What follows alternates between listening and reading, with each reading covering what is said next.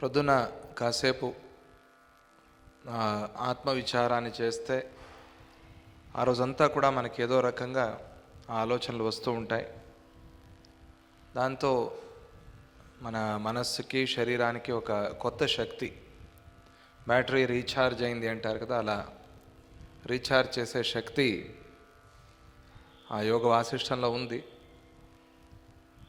రోజు రీఛార్జ్ చేసుకుంటూ ఉంటే రాబోయే జన్మలకు కూడా మన మనస్సు శరీరం అన్నీ కూడా ఛార్జ్ అయి ఉంటాయి. అందుకనే ప్రతిరోజు కొద్దిసేపు అయినా ఆత్మవిచారం చేయండి అని చెప్తారు.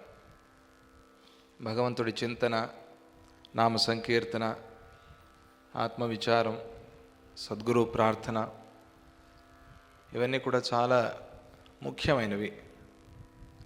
ఈరోజు నుంచి మళ్ళీ మనం యోగ వాసిష్టాన్ని ప్రారంభించుకుంటూ ఉన్నాం. ఈసారి చాతుర్మాస్యంలో కనీసం లీలా ఉపాఖ్యానం, ఆ లీలాదేవి కథ అయినా పూర్తి అవుతుందేమో అని ఒక ఆశ.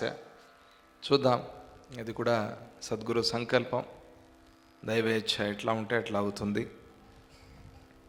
మనం యోగ వాసిష్టంలో ఆ లీలాదేవి విదూరథుడి ఇంటికి సరస్వతీదేవితో కలిసి వచ్చింది. ఎలా వచ్చింది అంటే సూక్ష్మ రూపంలో వచ్చింది, మనోరూపంగా వచ్చింది. ఎవరికీ కనిపించరు, కానీ వారికి మాత్రం అందరూ కనిపిస్తారు.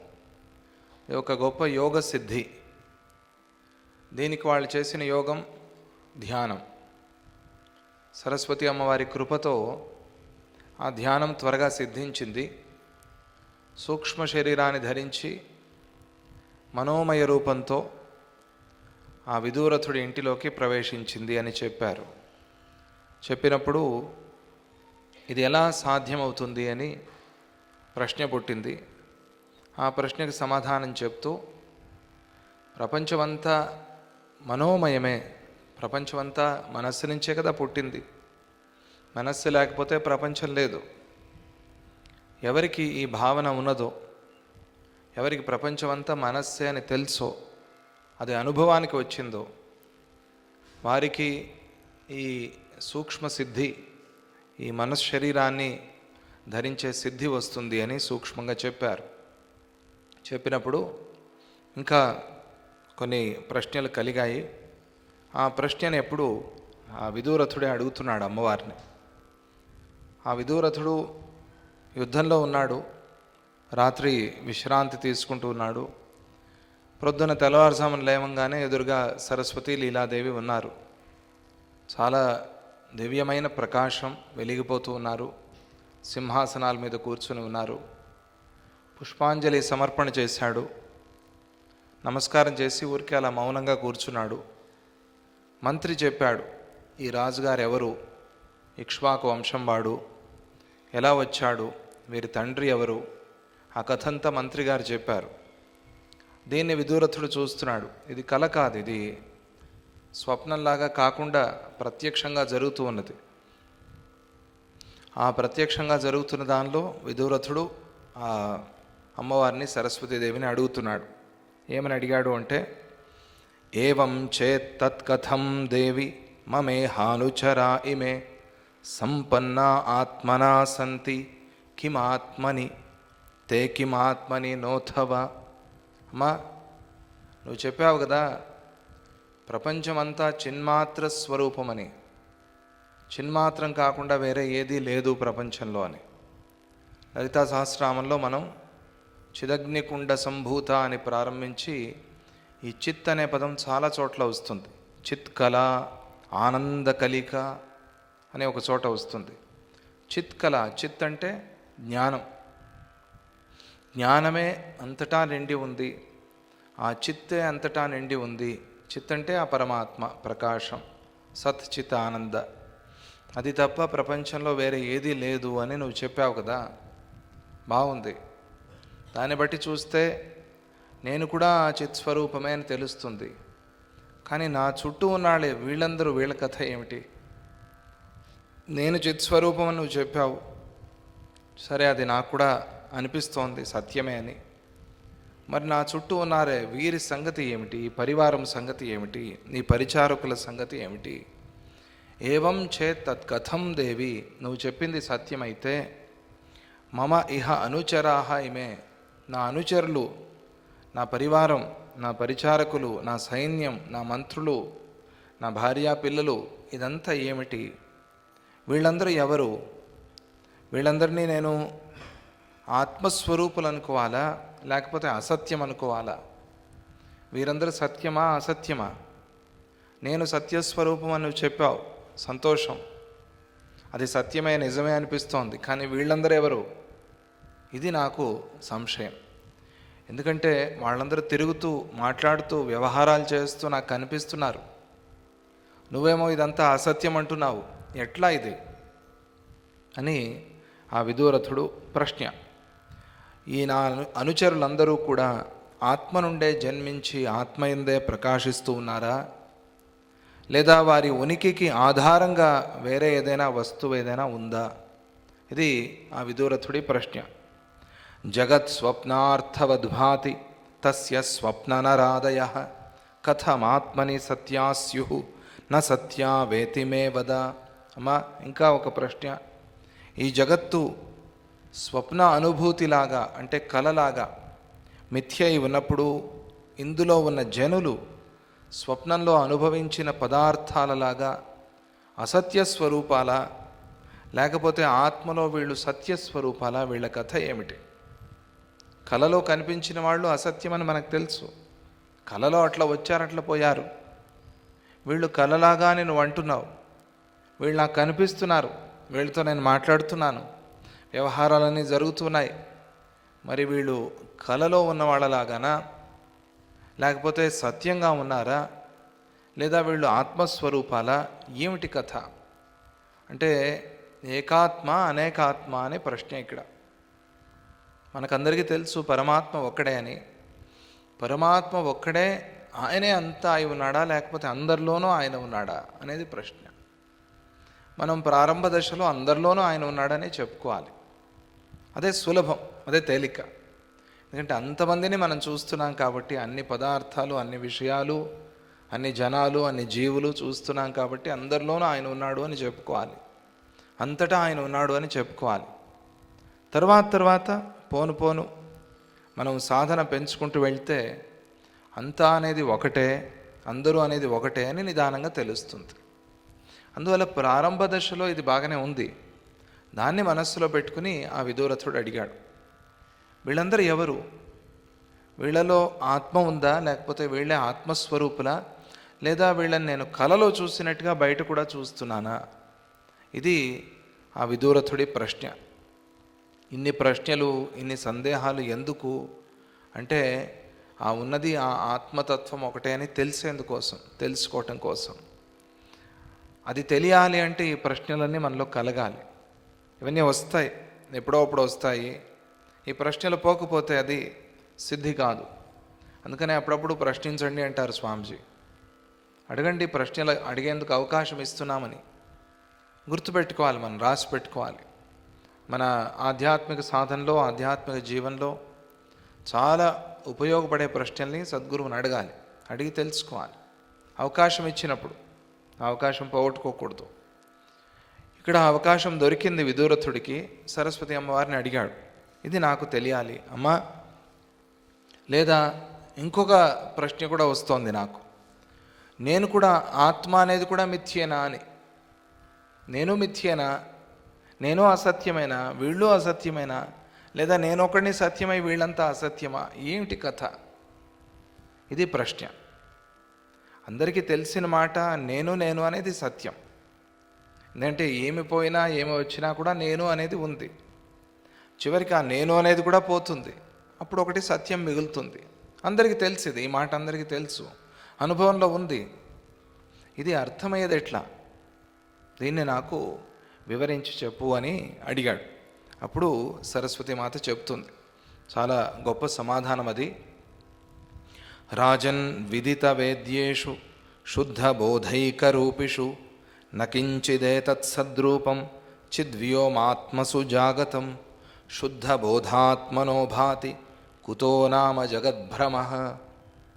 ఓ రాజా, తెలుసుకోవాల్సింది తెలుసుకున్నవారు, ఏది తెలిస్తే ఇంకా ప్రశ్నలు అనేవి ఉండవో, సందేహాలు సంశయాలు అనేవి అన్నీ పోతాయో అటువంటి వారు, దాన్ని తెలుసుకున్న వాళ్ళు శుద్ధ జ్ఞాన స్వరూపులు.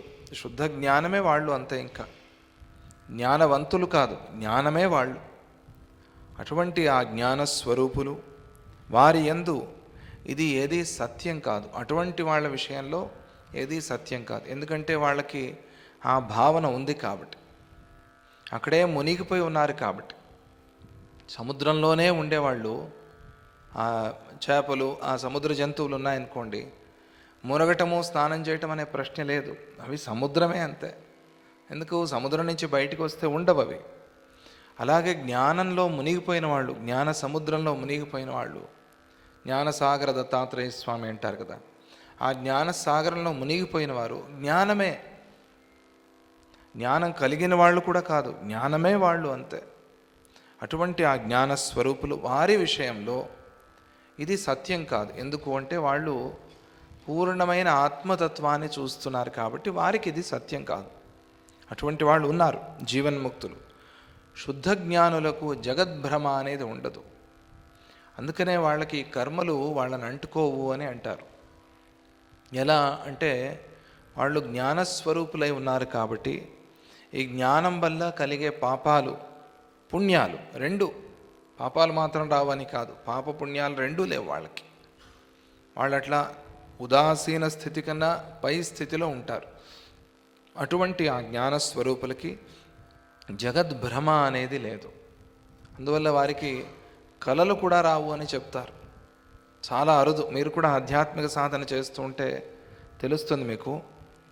మొదట్లో అలజడి ఎట్లా ఉంటుంది, ఆధ్యాత్మికలో చేరిన తర్వాత ఆ అశాంతి అలజడి తగ్గటము, నిదానంగా మనస్సు శాంతించటము, పడుకోగానే నిద్ర రావటము, తొందరగా మెలకు రావటము, కొద్దిసేపు పడుకున్నా కూడా సంతోషంగా తృప్తిగా ఉండటము, కొద్దిగా తిన్నా కూడా ఆనందంగా ఉండటము, ఒకవేళ తినకపోయినా కూడా అయ్యో ఈరోజు తినలేదే అని చింత లేకుండా ఉండటము. ప్రారంభంలో ఏకాదశి ఉపవాసంలో చాలా కష్టంగా ఉంటుంది. తర్వాత పోను అలవాటైపోతుంది ఆధ్యాత్మిక సాధన. తర్వాత ఇంకా ఏకాదశి ఎప్పుడు వస్తుంది అని ఎదురు చూస్తాడు వాడు. తిండి ఎప్పుడు దొరుకుతుంది అని కాదు. మొదట్లో మనం తిండి ఎప్పుడు దొరుకుతుంది అని చూస్తాము. తర్వాత ఏకాదశి ఎప్పుడు వస్తుంది అని. ఈరోజు ఏకాదశి పండుగ అంటారు ఏకాదశి ఉపవాసం చేసేవాళ్ళు. అది ఆధ్యాత్మిక సాధన. ఆ సాధన వల్ల కలిగే ఫలం. అలా ఆ స్థితిలో ఉన్నవారికి జగద్భ్రమ లేదు. ఆ భ్రమలో లేకుండా వాళ్ళు ఆనందంగా సంతోషంగా ఉంటారు. అజ్ఞాన దృష్టితో ఈ జీవులందరూ సత్యమేనా అంటే, అజ్ఞాన దృష్టితో చూసినప్పుడు వీళ్ళందరూ సత్యమా అని నువ్వు ప్రశ్నించాలి. ఎందుకంటే జ్ఞాని దృష్టిలో జగద్భ్రమే లేదు. అంటే నేను ఉన్నాను అనే భ్రమ కూడా లేదు. వాళ్ళు ఉన్నారా, ఆ జగత్తుందా, సృష్టి ఉందా అని కాదు ప్రశ్న వేయాల్సిందే. నేనున్నానా, నా సృష్టి అయిందా, నేను పుట్టానా, పుడితే ఈ శరీరమే నేనా, ఈ శరీరం కన్నా ముందేమీ లేదా, ఈ శరీరం తర్వాత ఏమీ లేదా, ఈ శరీరంలో ఉన్నప్పుడు ఈ శరీరాన్ని నేను అని నేను ఎందుకు అనుకున్నాను, ఇది ప్రశ్న వేయాల్సింది మనం. కానీ ఇది మర్చిపోయి మనం బయట ప్రపంచం ఉందా అని అడుగుతాం. ఇది తప్పు, ఇది పొరపాటు. అజ్ఞాన దృష్టితో నేను ఉన్నానా, ఈ జీవులందరూ ఉన్నారా అని అడిగినప్పుడు నువ్వు, నీకు ఈ జీవభావం అనేవి కూడా సత్యం కాదు. కానీ అజ్ఞాన దృష్టితో నేను జీవుణ్ణి అని అనుకుంటున్నాను. నిన్ను నువ్వు అల్పం చేసుకున్నావు. నువ్వు అనల్పంగా చాలా గొప్పవాడిగా ఉండేవాడివి, ఉండాల్సిన వాడివి. నిన్ను నువ్వు అల్పుణ్ణి చేసుకున్నావు. అందువల్ల ఇది సత్యం కాదు అని తెలుసుకో. తత్వదృష్టితో చూస్తే చిద్రూపంలో నువ్వు సత్యమే, నీ పరివారము సత్యమే. తత్వదృష్టితో చూస్తే. అజ్ఞాన దృష్టితో నువ్వు అడుగుతున్నావు. అజ్ఞాన దృష్టితో అడగటం అంటే ఏమిటి? ఇంతే, ఈ పాంచభౌతిక శరీరం ఇక్కడికే లిమిట్ చేసి మాట్లాడుతున్నావు.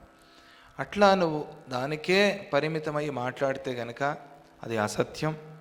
ఆత్మస్వరూపంగా అనంతంగా మాట్లాడితే సత్యం. అనంతంగా మాట్లాడినప్పుడు, ఆత్మ అనంతము అని చెప్పినప్పుడు అనంతనామ్న పరిశోభితోయ. అనంతనామ్న అంటే అనంతమైన పేర్లు అని మాత్రమే అర్థం కాదు, అనంత నామ్న అని ప్రయోగించారు స్వామిజీ అక్కడ. నామ్న అంటే ఏకవచనం, ఒకటి అని, అనంతమైన పేరుతో.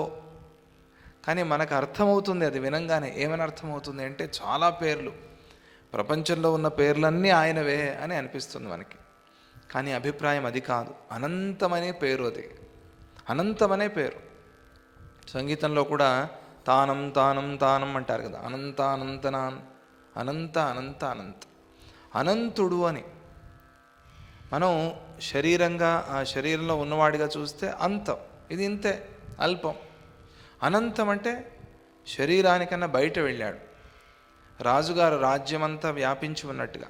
ఎక్కడ ఉన్నారు రాజుగారు? పేరులోనే ఉన్నారు, సంతకంలోనే ఉన్నారు. కొన్ని సందర్భాల్లో ఆయన పెట్టే ఉండరు అసలు, ఆ సంతకం వేరే ఎవరో చేసి ఉంటారు, ఫర్ అని పెట్టి. కానీ రాజుగారే వ్యవహారం చేస్తున్నట్టుగా ఇది మనకు తెలుసు, మనం చూస్తున్నాం ప్రపంచంలో. మన సంతకాలు, మన పేర్లు పనిచేస్తున్నాయి. అట్లా అనంతంగా ఉన్నాడు ఆ పరమాత్మ. అనంత నామ్నా పరిశోభితోయ, అనంత రూపేణ విరాజితశ్చ, అనంత రూపాలతో విరాజిల్లుతూ ఉన్నాడు.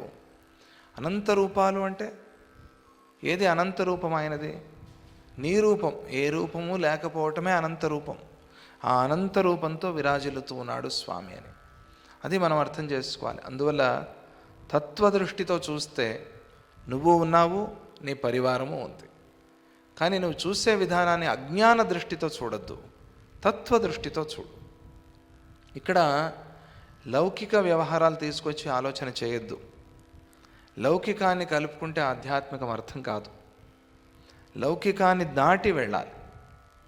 మనకొచ్చే ఆలోచనలు ఇలా వెళ్తూ ఉంటాయి, అది చాలా స్ట్రైట్గా ఉన్నట్టుగా అనిపిస్తుంది మనకి. ఎందుకంటే మనం అనుభవంలో అట్లా మునిగిపోయాం కాబట్టి నా ఆలోచనే కరెక్టు అని అనిపిస్తుంది.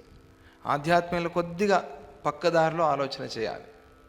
ఆ పక్కదారే హైవే, కానీ అది ఏదో బైపాస్ సైడ్ వే లాగా కనిపిస్తుంది మనకి, కానీ అది హైవే. మాయ, ఈ మాయలో మన దృష్టి కరెక్ట్ అనిపిస్తుంది, తత్వదృష్టి అసత్యం అనిపిస్తుంది, తప్పు అనిపిస్తుంది. కానీ మనం అలవాటు చేసుకోవాల్సింది ఆ తత్వదృష్టి. ఆధ్యాత్మికంలో మన ఆలోచన, మన అనుభవం ఇదే సత్యము అని అనుకుంటే చాలా పొరపాటు, చాలా తప్పు. అది మనకు తెలియాల్సింది, మనం తెలుసుకోవాల్సింది చాలా ఉంది. అదే సరస్వతి అమ్మవారు చెప్తూ, తత్వదృష్టితో చూసినప్పుడు నువ్వు అడిగిన ప్రశ్న, నేను నా పరివారం అన్నావు, తత్వదృష్టితో చూసినప్పుడు ఇది సత్యం. ఎంత మంచి మాట! అదే కదా కావాల్సింది మనకు కూడా. అది ఎట్లా సత్యం? తత్వదృష్టితో చూస్తే సత్యం అంటే మన లౌకిక దృష్టితో కూడా సత్యమే కదా. నువ్వు కొత్తగా చెప్పింది ఏమిటి అనే ప్రశ్న వస్తుంది మళ్ళీ. నేను లౌకికంగా చూస్తున్నాను, నా కళ్ళతో చూస్తున్నాను, నాకు సత్యమనే తెలుస్తోంది. కానీ నువ్వు తత్వదృష్టితో చూస్తే సత్యం అంటున్నావు, అజ్ఞాన దృష్టితో చూస్తే సత్యం కాదు అంటున్నావు. ఇది ఎట్లా సాధ్యం అనే ప్రశ్న వస్తుంది కదా. అందుకనే దానికి మళ్ళీ సమాధానం చెప్పాలి. అంటే ప్రపంచ భ్రాంతిని తొలగించుకొని చూస్తే, ఏకాత్మ రూపంగా చూస్తే ఇది సత్యం. ఏకాత్మ ఉన్నది ఒకడే కాబట్టి ఇవన్నీ సత్యం. నువ్వు వేరువేరుగా చూస్తున్నావు అంతే, ఉన్న ఒకడినే వేరువేరుగా చూస్తున్నావు. అందువల్ల ఇది వ్యవహారంలో ఆ సమయంలో, ఆ క్షణంలో సత్యంలాగా అనిపిస్తుంది. భిన్నత్వం అనేది అసత్యం, ఏకత్వం అనేది సత్యం. ఇది గుర్తుపెట్టుకోవాలి మనం. భిన్నత్వం అనేది లేదు, ఏకత్వం అనేది ఉంది అని. అందుకనే మన భారతదేశాన్ని గురించి మాట్లాడుతూ యూనిటీ ఇన్ డైవర్సిటీ అంటారు. ఇది లౌకికమైన మాట అయినా కూడా ఆధ్యాత్మికంగా చాలా అర్థం ఉంది దీంట్లో. యూనిటీ ఇన్ డైవర్సిటీ, వేరువేరుగా కనిపిస్తూ ఉన్నా కూడా యూనిటీ ఉంది మనలో. ఎన్ని భాషలు, ఎన్ని సంస్కృతులు, ఎన్ని సంప్రదాయాలు, ఎన్ని జాతులు, ఎన్ని మతాలు, ఎన్ని కులాలు, ఎన్ని ధర్మాలు, భారతదేశంలో ఉన్నన్ని ఎక్కడా లేవు. ఇన్ని ఉన్నా కూడా భారతీయులంతా ఒకటే. భారతీయులంతా ఒకటేనే కాదు, మొత్తం ప్రపంచమంతా ఒకటే అనే భావన మంది. అది ఆ భారతదేశం అని వ్యవహారంలో లిమిట్ చేసుకున్నాం మనం. అందుకే అన్ని దేశాలు మావే అని చెప్పి అన్ని దేశాలకి వెళ్ళి ఈ ఆస్తి అదంతా మాదే అంటే ఊరుకోరు కదా. అందుకనే భారతదేశంలో భారతీయులు అందరూ ఒకటే ఎక్కడున్నా కూడా. దీంతో ప్రారంభమైతే తర్వాత నిదానంగా ఎలాగైతే నువ్వు నీ పరివారాన్ని నా వాళ్ళు అనుకుంటున్నావో, నేను అనుకుంటున్నావో, అది అందరికీ అనుభవం ఉంది. అది ఎట్లా వచ్చింది ఈ ప్రేమ, ఎట్లా వచ్చింది ఈ భావన? ఏదో ఏదో మనలో శక్తి ఉంది. నేను వేరే వాడు వేరే అని మనకు తెలిసినా కూడా మన ఇంట్లో మన దగ్గర వాళ్ళు, మనకు బంధువులు, మనకు చాలా కావాల్సిన వాళ్ళు, వీళ్ళందరూ ఒకటి అనుకుంటున్నాం మనం. ఒకటి అంటే ఎంతవరకు? ఎవరికైనా ఏదైనా చిన్న గాయం ఏదైనా అయితే మనం ఏడుస్తాం, మన వాళ్ళకి ఏదైనా అయింది అంటే. చాలా ఆశ్చర్యం ఇది. ఇది ఒక ప్రేమ వల్ల వచ్చిందండి అని అనొచ్చు మనం, స్వార్థం వల్ల వచ్చింది అని. నిజమే, స్వార్థమే. కానీ ఆ స్వార్థంలో కూడా ఏదో ఒక ఏకత్వం ఉంది కదా. ఇది ఒక క్రమం, ఇది ఒక ధర్మం కోసం భగవంతుడు ఏర్పాటు చేశాడు. నువ్వు నీ పరివారాన్ని కాపాడాలి అంటే నీ పరివారం మీద నీకు ఆ ప్రేమ ఉండాలి, నీ కుటుంబం మీద నీకు ఆ ప్రేమ ఉండాలి. అప్పుడే పోషిస్తావు. నేను అనే భావన ఉండాలి. నువ్వే కూతురయ్యావు, నువ్వే కొడుకయ్యావు, నువ్వే మనవుడు, నువ్వే మనవరాలు. నీ రూపాలే అవి. నువ్వు అద్దంలో చూసుకున్నట్టుగా నీ రూపాలే అవి. మీరేముంది ప్రపంచంలో? నువ్వు నీ సంతానం, నువ్వు నీ పరివారం, నువ్వు నీ కుటుంబం, నువ్వు నీ మిత్రులు అన్నీ కలిపేస్తే ఒకటే. నాకెందుకండి థ్యాంక్స్ అంటారు సహాయం చేసి. ఎవరైనా ఇంట్లో వాళ్ళకి నీళ్ళు ఇస్తే థ్యాంక్స్ చెప్తే ఏమంటారు? థ్యాంక్స్ ఎందుకు అంటే వాడికి వాడే తాగినట్టుగా, నీళ్లు తాగినట్టుగా అనుకుంటాడు వాడు. నేను నీళ్లు తాగి థ్యాంక్స్ చెప్పుకుంటాను నాకు, నేను ఎక్కడైనా లేదే అట్లా అనుకుంటాడు వాడు. నేను నా కుటుంబానికి, నా పరివారానికి సహాయం చేస్తే నాకే చేసుకున్నట్టుగా అని ఈ భావన ఉంది. ఇది ఆధ్యాత్మిక భావన. ఇది నువ్వు పరివారంలో చూసినట్టుగానే అందరిలోనూ చూడగలిగితే నిదానంగా, ఇది మహాత్ములకి సామాన్యులకి ఉన్న తేడా. అందుకనే వసుధైక కుటుంబకం అనే మాట పుట్టింది. వాళ్ళు వసుధ అంటే భూమి, భూమి అనే కాదు, ప్రపంచమంతా, సృష్టి అంతా అనుకోండి. సృష్టి అంతా ఏకరూపంగా చూసే భావన. వారిలో కూడా మెట్లు ఉన్నాయి కదా, మహాత్ముల్లో కూడా. ఇంకా సాధిస్తున్న వాళ్ళు, సాధన చేసిన వాళ్ళు, సిద్ధి పొందిన వాళ్ళు, మహాసిద్ధులు, యోగసిద్ధులు, జ్ఞానసిద్ధులు, ఇలా వారిలో కూడా మెట్లు మెట్లుగా పై స్థాయిలు ఉన్నాయి కదా. అలా చూసినప్పుడు ఆ జ్ఞానసిద్ధి కలిగిన వాళ్ళు సృష్టి అంతా ఒకటే అంటే పరమాత్మ ఉన్నవాడు ఒకటే అనే ఆ భావనలో వాళ్ళు ఉన్నారు. ఇది మన వల్ల సాధ్యం అవుతుంది. ఎందుకు సాధ్యం కాదు? ఆ భావన ఆధ్యాత్మికంలో చాలా ప్రధానమైంది. అందుకనే భిన్నత్వం అనేది అసత్యం, ఏకత్వం అనేది సత్యం. ఇది నిరంతరంగా ధ్యానం చేస్తూ ఉండాలి. ఈ మాట ఇది మన మనస్సులో మెదులుతూ ఉండాలి. మనం ఆధ్యాత్మికంగా ఎదగాలి అంటే భిన్నత్వం అనేది అసత్యము, ఏకత్వం అనేది సత్యము అనే మాట గుర్తు చేసుకుంటూ ఉండాలి. అందుకని ఆ ఏక అనే పదానికి చాలా ప్రాధాన్యత ఉంది. ఇక అమ్మవారు ఇంకా సమాధానాలు చెప్తూ, రజ్వాం సర్పభ్రమే శాంతే పునఃసర్పభ్రమః కుతః. ఒక తాడు చూసి పాము అనుకున్నావు, నీకు తెలిసింది ఇది తాడే, ఇది పాము కాదు అని. మళ్ళీ దాని పాము అనుకోవు కదా, నువ్వు దానిలో తాడే చూస్తావు కదా. అదేవిధంగా అంతటా ఆత్మనే చూసిన వాడికి ఆత్మే కనిపిస్తుంది, పరమాత్మే కనిపిస్తాడు. వాడికి ఇంకా దేహాలు, శరీరాలు, ఈ భిన్నత్వం అనేది వాడికి ఉండదు అని అంటూ, అసద్భావే పరిజ్ఞాతే కుతసత్తా జగద్భ్రమే. అసద్భావం అంటే ఇప్పటి వరకు మనం చెప్పుకున్నట్టుగా ఆ సృష్టి క్రమాన్ని ఒకసారి ఆలోచన చేస్తే, ప్రళయకాలంలో ఏముంది? ప్రళయం అంతా అయిపోయింది, ఆకాశంతో సహా కలిసిపోయింది కదండి పరమాత్మలో. ఆకాశం కూడా కలిసిపోయింది, ఇంకేముంది? ఏం చెప్తావు నువ్వు? కలిసిపోయినప్పుడు ఏ స్థితి ఉందో ఆ స్థితి పరమాత్మ. అలా ఉన్నప్పుడు మళ్ళీ ఈ సృష్టి ఎలా వచ్చింది అంటే ఆ స్పందన వల్ల, అహం అనే భావన వల్ల. ఆ భావన అజ్ఞానమైన భావన, అది అట్లా విడిపోయి సృష్టిని ప్రారంభించింది. అంటే అసద్భావనతో, అసత్యంతో ఈ సృష్టి ప్రారంభమైంది అని. అలా ప్రారంభమైన సృష్టిని మనస్సులో ఎవరైతే భావన చేసి ఇది అసత్యమైన సృష్టి అని భావన చేస్తూ ఉన్నాడో, అలా భావన చేసిన వాడికి సత్తా జగద్భ్రమే కుతః. జగద్భ్రమలో, ఈ జగత్తు భ్రాంతి, భ్రమ, మాయ, అసత్యము అని తెలుసుకున్న వాడికి ఇంకా ఆ భ్రమ, మాయ ఎలా వస్తుంది? ఆ భ్రాంతి వాడికి ఎలా కలుగుతుంది? ఆ శబ్దం అసత్యం అనుకోండి, అంతే, అనుకోవటంలోనే ఉంది అంతా కదా. అట్లా అనుకుంటూ అనుకుంటూ ఉంటే అది వినిపించదు తెలుసా. నాకైతే భయం కాలేదు, మీకు భయం అయింది ఎందుకు? కొన్నిసార్లు నాకు భయం అవుతుంది, మీకు భయం కాదు ఎందుకు అంటే అది నాకు వినిపించింది, మీకు వినిపించలేదు. నేను చెప్పడంలో ఉన్నాను, అలాగే మీరు వినటంలో ఉంటే భయం కాదు. వినటంలో లేకుండా వేరే వేరే చోట ఉంటే భయం అవుతుంది, శబ్దం వినిపిస్తుంది. ఇంతే ప్రపంచం. మనస్సుని కేంద్రీకృతం చేస్తే భగవంతుడే. కేంద్రం కాలేదు మనస్సు అంటే భ్రమ, అంతే. భ్రమ భయం, భ్రమే భయానికి కారణం. పిల్లలు భయపడతారు, పెద్దలు భయపడరు. ఎందుకు అంటే వాళ్ళకి తెలుసు అక్కడ పిల్లలు దేనికోసం భయపడుతున్నారో, దేన్ని అనుకుని భయపడుతున్నారో అది లేదు అని తెలుసు, అంతే. అసద్భావే పరిజ్ఞాతే కుతః సత్తా జగద్భ్రమే. అసత్యం అని తెలిసిన తర్వాత జగద్భ్రమకి సత్తా లేదు. జగద్భ్రమకే సత్తా లేదంటే భ్రమే చచ్చిపోయింది. భ్రమే చచ్చిపోయినప్పుడు ఇంకా పాము పోయింది అని చెప్పాల్సింది ఏముందండి ఇక్కడ? పాము వచ్చింది పోయింది అని కూడా కాదు, అసలు ఆ పాము అనే భ్రమే పోయిన తర్వాత పాముంది అని ఎవరైనా భయపడతారా ప్రపంచంలో? అలా ఇది అని అమ్మవారు ఉపదేశం చేస్తూ, పరిజ్ఞాతే మృగజలే పునర్జలమతి కుతః. దూరం నుంచి చూశాడు, చూసి ఎడారి నీరుందేమో అనుకున్నాడు, కానీ వాడికి తెలుసు, ఒకసారి అనుభవం అయిందో లేదా ఎవరో చెప్పంగా విన్నాడో ఏదో అయింది, దూరం నుంచి నాకు కనిపించేది ఇది ఆ ఎడారిలో ఎండమావి, ఇది నీరు లేదు అక్కడ అని వాడికి తెలిసింది. అది తెలిసినప్పుడు అక్కడ నీరు వచ్చి ఇప్పుడు పోయింది, ఆవిరైపోయింది అనేది ఎవరు అనుకోరు. అసలు నీరు లేదు అనే అనుకుంటాడు వాడు. ఎండమావి చూసి పరిగెత్తడు, నిజంగా నీరు ఎక్కడుందో తెలుసుకుని అందుకోసం వెళ్తాడు. ఇదే జీవితంలో చాలా అవసరమైంది, చాలా ముఖ్యమైనది ఇదే. ఎండమావి కోసం పరిగెత్తుతావా, నీరు ఎక్కడ ఉందో తెలుసుకుని వెళ్తావా, అది ముఖ్యం.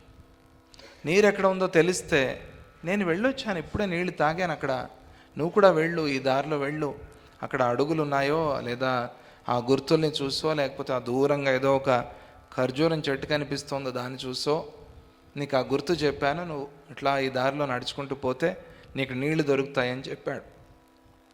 ఆ చెప్పిన వాడే సద్గురువు. ఆ దారిలో నడుచుకుంటూ వెళ్ళటమే, అంతే, అదే యోగం. ఆ దారిలో నడవటమే యోగం. వెళ్తే నీరు దొరుకుతుంది. అదే నువ్వు దూరం నుంచి చూసి ఆ ఎండమావిని నీరు అనుకుని పరిగెత్తితే వెళ్తావు, నీరు లేదు. ఇంకా దూరంలో మళ్ళీ చూస్తావు, వెళ్తావు, మళ్ళీ నీరు లేదు. ఇంతే, ఇట్లా వెళ్తూనే ఉంటావు. అందువల్ల ఇది నీరు కాదు అని తెలుసుకున్న వాడికి అక్కడ జలభ్రమ లేదు, నీరు అనే భ్రమ లేదు వాడికి. అలాగే నాయన నువ్వు అడిగిన ప్రశ్నకి ఇదే సమాధానం. జ్ఞానికి ఈ భ్రమ లేదు, జ్ఞానం లేని వాడికి ఈ భ్రమ ఉంది. జ్ఞానికి దుఃఖం లేదు, అజ్ఞానికి దుఃఖంలో మునిగిపోయి ఉన్నాడు. అందువల్ల ఈ జ్ఞానాన్ని పొందే ప్రయత్నం చెయ్యి. స్వప్నకాలే పరిజ్ఞాతే స్వే స్వప్న మరణం కృతః. కలలో ఒక భయంకరమైన దృశ్యం కనిపించింది. ఏమిటది? తానే మరణించినట్టుగా కనిపించింది, వేరెవరో కాదు, తానే. తన మరణాన్ని తానే చూశాడు. చాలా సందర్భాల్లో చాలామందికి అలా అవుతూ ఉంటుంది. భయపడతారు, భయపడాల్సిన పని లేదు, దాంతో ఆయుస్సు పెరుగుతుంది అని స్వప్నశాస్త్రం చెబుతుంది. అదే పనిగా ఈ కలలు కనద్దు, ఆయుస్సు పెరగాలి అని, నాకు మరణంలో స్వప్నంలో నేను పోయినట్టుగా కల రావాలి అనుకుంటే రాదు అది. అది వస్తే మనకి తెలియక ఎవరో పోయినట్టుగా కల వస్తుంది, లేదా మనమే పోయినట్టుగా కల వస్తుంది. అది రావాలి, మన ఆలోచనలు ఏవి లేకుండా. రాత్రంతా అదే అనుకునేది, నాకు కలలో నేను పోయినట్టుగా కల వస్తే నా ఆయుస్సు పెరుగుతుంది అనుకుంటే వస్తుంది అది. అలా వస్తే కాదు, మన ఆలోచన లేకుండా రావాలి. అలా కల వస్తే దాంతో ఆయుస్సు పెరుగుతుంది అని స్వప్నశాస్త్రంలో చెప్తారు. వీడు కలలో కొన్ని సందర్భాల్లో మన మరణాన్ని మనమే చూసి భయపడతాం. ఆ భయంలో చెమటలు కూడా పడతాయి చాలామందికి, వణుకుతారు, మాట్లాడతారు, అయ్యో అమ్మ అంటారు. లేచిన తర్వాత లేస్తూనే నేను బతికే ఉన్నాను అని ఎవరు అనుకోవాల్సిన పని లేదు. లేస్తూనే అది కళ అని అనుకుంటామంతే. అమ్మాయి బతికే ఉన్నాను, చావలేదు అని ఎవరు అనుకోరు, ఎందుకంటే అది స్వప్నము అని తెలుసు. ఆ స్వప్న జ్ఞానం పోయిన తరువాత ఎలాగైతే ఈ భయము కూడా పోతుందో, అలాగే నాయన ఆ జ్ఞానం కలిగిన తర్వాత నువ్వు అడిగావు ప్రశ్న, నేనున్నానా, నా పరివారం అందరూ ఉన్నారా, వీరు సత్యమేనా అసత్యమేనా అని అడిగావే, దానికి సమాధానం అప్పుడు దొరుకుతుంది నాయన. అందుకనే ఆ జ్ఞానాన్ని పొందు. స్వస్వప్నే స్వప్నమృతిభి అమృతస్యైవ జాయతే. స్వస్వప్నే తన కలలో మేల్కొన్న తరువాత తనకు కలిగిన స్వప్న మరణాన్ని అసత్యము అని తెలుసుకుంటాడు కదా, అదేవిధంగా ఇది కూడా కలలో మాత్రమే తాను మరణించాడు అనే భయము తన కలలో జీవించి ఉన్నవాడికి మాత్రమే కలుగుతుంది. తన కలలో ఎవరైతే తన కలలో తాను మరణించినట్టుగా చూస్తున్నాడో వాడికి మాత్రమే, బయట ఎవరికి అది తెలియదు, మనం ఏం కలగన్నామో అని ఎవరికి తెలియదు. లేచిన తర్వాత మనకి ఆ కళ ఎగిరిపోయింది, వాళ్ళకి ఎట్లాగో తెలియదు. అదేవిధంగా మేల్కోగానే తాను మరణించాడు అనే భయం పోతుంది. అలాగే జ్ఞానంతో జీవభావం పోయి ఏకాత్మభావం కలుగుతుంది. అందుకనే ఆ జ్ఞానాన్ని పొందే ప్రయత్నం చేయాలి అని. కలలో అటువంటి భయంకరమైన కళ వచ్చినప్పుడు భయపడినట్టుగా మనం ఈ ప్రపంచాన్ని చూసి భయపడుతున్నాం.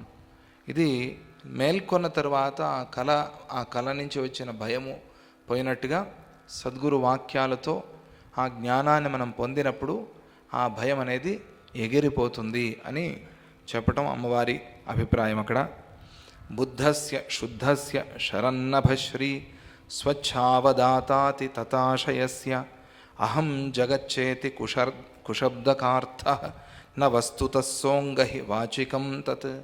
నాయన అంగా అనే పదం వాడతారు. అంగా అంటే పిల్లవాడా, నాయన అని బుజ్జగించినట్టుగా పిల్లల్ని మాట్లాడతారే అలా. ఓ నాయన, బాబు అంటారే అలా. బంగారు కొండ ఇవన్నీ ఉన్నాయి కదా చాలా. అలా అమ్మవారు సంబోధిస్తూ పిల్లవాడ, ఓ నాయన, అజ్ఞానమనే మేఘ ఆవరణం తొలగినప్పుడు శరదాకాశ శోభలాగా స్వచ్ఛమైన వాడు ఎలా ఉంటాడు జ్ఞాని అంటే, శరన్నవరాత్రి అంటారు కదా, శరత్కాలంలో నవరాత్రి సమయంలో ఆకాశం నిర్మలంగా ఉంటుంది. అలా వాడు స్వచ్ఛంగా నిర్మలంగా ఉంటాడు. ఈ స్వచ్ఛత నైర్మల్యం అనేది చాలా ముఖ్యం. మన మనస్సు స్వచ్ఛంగా ఉందా, నిర్మలంగా ఉందా అప్పుడప్పుడు చూసుకోవాలి. కలుషితంగా ఉందా, మనస్సులో ఏవైనా ఆలోచనలు వచ్చినప్పుడు మనస్సు కలుషమైంది అని అర్థం. అంటే చెరువులో బురద లేచినట్టుగా ఆ బురద ఎక్కడో ఉంది వాసనలాగా, అది అలాగే ఉంటుంది. పైన మాత్రం తేట తెల్లంగా మంచి నీళ్లు కనిపిస్తూ ఉంటాయి.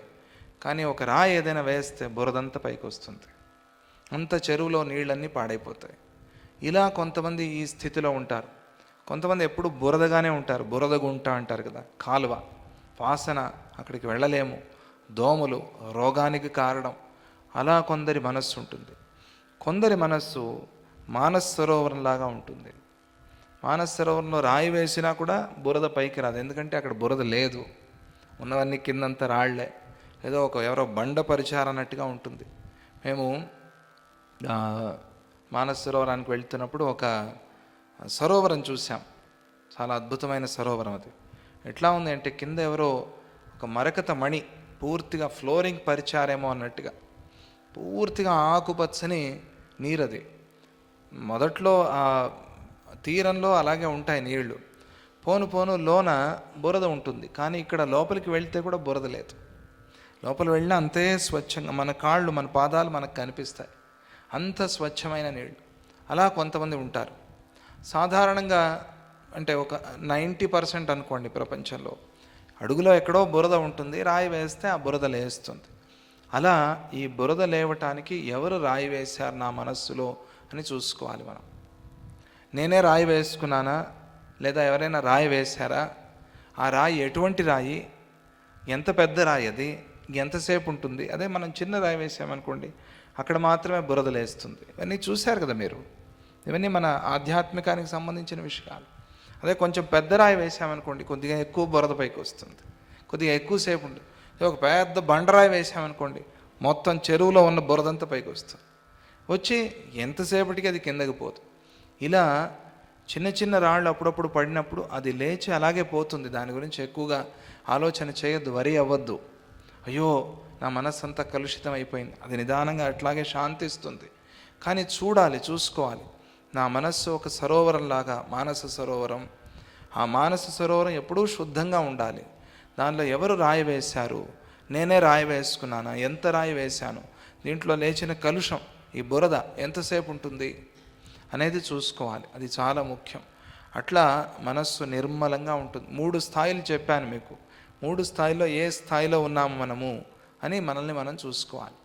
పూర్తిగా బురదగా గుంటలాగా ఉన్నా కూడా అది శుద్ధమవుతుంది. ఎప్పుడు అంటే సద్గురు అనే తాపంతో, సద్గురు అనే సూర్యకిరణాలతో దాన్ని ఎండగొట్టాలి. అది అట్లా ఎండిపోయినప్పుడు పూర్తిగా ఎండిపోతుంది. ఎండిపోయి భూమి కూడా ఎండిపోతుంది. ఎండిపోయి బీటలు వస్తాయి. చూశారు కదా, చెరువంతా ఎండిపోయింది. అప్పుడు శుద్ధంగా వర్షం కురవాలి. దాంట్లో కురిసినప్పుడు ఆ చెరువంతా శుద్ధమైన చెరువులాగా ఉంటుంది. ఆ వాసన అంతా పోయింది. అందుకనే సద్గురు వాక్యాన్ని సూర్యకిరణాలు అన్నారు. ఆ తాపం మన శరీరం మీద ఆ తాపం పడాలి. పడితే అప్పుడు ఆ బురదంతా కూడా పోతుంది. అలా శుద్ధమైనవాడు, స్వచ్ఛమైనవాడు, తనలో ఉన్న కల్మషాన్నంతా పోగొట్టుకుని శుద్ధమైనవాడు, పూర్ణమైనవాడు, ఏకరస స్వరూపుడు అయిన తత్వజ్ఞుడికి నేను జగత్తు అనే కుత్సిత శబ్దాలకు అర్థమే బోధపడదు. అసలు వాడికి అర్థమే లేదు. ఇవన్నీ అర్థం లేని మాటలు అంటాడు. నేను జగత్, ఇదే కదా ప్రపంచం. నువ్వు అంటే జగత్తు, నేను నువ్వు అనే ఈ మాట, ఇది అర్థం లేని మాట. ఇది ఏకరసంగా ఏకాత్మగా ఉన్నప్పుడు ఎందుకు ఇవి శబ్దాలే కదా, ఈ శబ్దాలు పట్టుకుని ఇంత పాడైపోయాం మనం అని వాడు తెలుసుకుని, నేను జగత్తు అనే శబ్దాలకి అర్థము కూడా లేదు అని ఆ జ్ఞానంలో వాడు ఉంటాడు. దానికి అర్థమే లేకుండా పోతుంది అని. శబ్దాలు కూడా పోతాయి. అది వాచారంభణం మాత్రమే అయి ఉంది అని తెలుసుకుంటాడు. వాచికం తత్ అన్నారు కదా, పేరుకు మాత్రమే, అంటే వాస్తవంలో లేవు. ఏదో నామకే వాస్తే అంటారు కదా, అంటే పేరు మాత్రమే, అంతే. అక్కడ నిజంగా ఏమీ లేదు, ఊరికేదో చెప్తున్నారంతే. ఉన్నాడా ఉన్నాడు, లేడా లేడు, అంతే. ఊరికే పేరుకు మాత్రమే. అట్లా ఈ జగత్తుని నేను నువ్వు అనే ఈ భ్రమని వాడు, ఆ జ్ఞాని అట్లా చూస్తాడు. వాచారంభణం వికార నామధేయం మృత్తికేత్యేవ సత్యం. ఇది ఉపనిషత్ చెప్పిన ఉపదేశం, చాలా ముఖ్యమైన మాట. కుండ అనేది పేరు మాత్రమే, మట్టే కదా అక్కడ ఉన్నది. ఒక పేరు ఎప్పుడైతే వచ్చిందో కుండ అని, ప్రపంచం అంతా తయారైపోయింది. అలాగే ఈ పేర్లు ఎప్పుడైతే పుట్టాయో ఈ ప్రపంచం అంతా తయారైంది. సత్యం చూస్తే మట్టి ఒకటే ఉన్నట్టుగా ఆత్మ, ఆ పరమాత్మ ఒక్కడే ఉన్నాడు. ఈ పేర్లు వచ్చిన తర్వాత, ఈ వ్యవహారం పెరిగిన తర్వాత, ఈ శబ్దాల వల్ల ఉపయోగం ఎంత ఉందో దురుపయోగం కూడా అలాగే ఉంది. శబ్దం లేకపోతే మనం వ్యవహారం చేయలేం. అలాగే దీన్ని ఎంతగా వాడుకుంటే అంత మంచిది. విపరీతంగా దీన్ని వాడటం ప్రయత్నం చేస్తే, ప్రారంభం చేస్తే అప్పుడు జీవితం వ్యర్థమైపోతుంది. అందుకనే సత్యాయ మితభాషిణాం, సత్యం కోసం మితభాషులు. ఎందుకు మితభాషి అంటే, నేను ఎక్కువగా మాట్లాడితే ఎక్కడ అసత్యాలు వస్తాయో అని భయపడి మితంగా మాట్లాడతారు మహానుభావులు అని. అదే అభ్యాసం చేసుకోవాలి. విపరీతంగా మాట్లాడటం కూడా ఆధ్యాత్మిక మార్గంలో మంచిది కాదు. అందువల్ల మితంగా మాట్లాడాలి. ఎంత మాట్లాడాలో అంత మాట్లాడాలి. మాట్లాడింది సత్యంగా మాట్లాడాలి. సత్యాయ మిత భాషిణ, సత్యం కోసం మితంగా మాట్లాడు అని. అది అభ్యాసం చేసుకో. మౌనంగా ఉండు, విను. ఆ విన్నది నీ మనసుకు అంటుకోకుండా చూసుకో. కొన్ని సందర్భాల్లో అసత్యాలు మాట్లాడుతూ ఉంటారు, తెలుసు మనకి. నువ్వు అసత్యం మాట్లాడుతున్నావు, పోరాటానికి కూడా దిగద్దు. ఎందుకది ఆ అశాంతి నీకు? నువ్వు మౌనంగా ఉండు. తక్కువగా మాట్లాడటం అలవాటు చేసుకో. అది నిదానంగా మౌనానికి దారితీస్తుంది. మౌనం అనేది ఆధ్యాత్మికంలో చాలా ఉత్తమమైన సాధన అని చెప్పారు కదా. అందుకనే నామధేయం, ఈ పేర్లు పుట్టినప్పటి నుంచి ఈ ప్రపంచం తయారైంది. నామధేయం వాచారంభణం, ఇది ఊరికే పేరుకు మాత్రమే, మాటకి మాత్రమే, అంతే. నామధేయం మృత్తికేత్యేవ సత్యం, మృత్తిక అనేది సత్యము. అందుకనే ఆ మృత్తికని, మృత్తికాభిషేకాన్ని దేవతలు ఇష్టపడతారు. విశేషంగా సుబ్రహ్మణ్య స్వామికి మృత్తికాభిషేకం చేస్తారు. ఆ సమయంలో ఈ ఉపనిషత్తును గుర్తుపెట్టుకోవాలి మనం. మృత్తిక అనేది అది మర్చిపోకూడదు ఎప్పటికీ. అలా ఉపదేశం అయింది సరస్వతి అమ్మవారిది అని వశిష్ఠుల వారు శ్రీరాముడికి చెప్పారు. ఆ చెప్పే సమయంలో సాయంత్రం అయింది. సాయంత్రంలో సూర్యుడు అస్తమిస్తూ ఉన్నాడు. దాన్ని వర్ణిస్తారు ఎలా ఉంది అని. ఇత్యుక్తవత్యథమునౌ దివసో జగామ. ఆయన అలా చెప్తూ ఉంటే పగలు గడిచిపోయింది. దివసో జగామ సాయం తనాయ విధయే అస్తమినో జగామ. ఇక అందరూ సాయంకాలం అవుతుంది, సాయంకాలం అవ్వగానే అందరూ వెళ్ళి స్నానం చేసి సత్సంగం చేయాలి, నామ సంకీర్తన చేయాలి, సంధ్యావందనం చేయాలి, అనుష్ఠానం చేయాలి అని చెప్పి అందరినీ వారి వారి స్వకర్మల్లో ప్రవేశపెట్టేందుకోసం సూర్యుడు అస్తమించాడు అని చెప్తారు. ఆయన ఎందుకు వెళ్తున్నాడు అంటే ఆయన కూడా ఒక కర్మ చేస్తున్నాడు. ఆయన అట్లా అస్తమిస్తూ మనల్ని సంధ్యావందనం చేయమని అని ప్రేరేపిస్తున్నాడు. ఇది ఆ సూర్యుడు చేస్తున్న పని. ఆయన అట్లా అస్తమించాడు. స్నాతుం సభాకృత నమస్కరణా జగామ. ఇక సాయం సంధ్యా సమయం అయింది, వెళ్ళాలి. ఇప్పుడు ఎంత ముఖ్యమైన పని ఉన్నా కూడా ఆ సమయంలో కనీసం ఒక 5 నిమిషాలైనా బ్రేక్ తీసుకోవాలి అని చెప్తారు. సాయం సంధ్యా సమయంలో, సంధ్యా సమయం అంటే సాధారణంగా 5:30 నుంచి 6:30, లేదా కొన్ని ప్రాంతాల్లో 6 నుంచి 7 అలా వేరే వేరేగా ఉంటుంది. ఆ సమయంలో, ఆ మధ్యకాలంలో ఒక 5 నిమిషాలైనా ప్రార్థన చేయాలి. చాలా ముఖ్యం అది. సాయం సంధ్య అనేది చాలా ముఖ్యం. అలా వాళ్ళందరూ కూడా ఇంకా స్నానాలు చేసి అనుష్ఠానానికి బయలుదేరారు. అక్కడ కూర్చున్న మునులు మహర్షులందరూ కూడా. శ్యామాక్షయే రవికరైశ్చ సహాజగామ.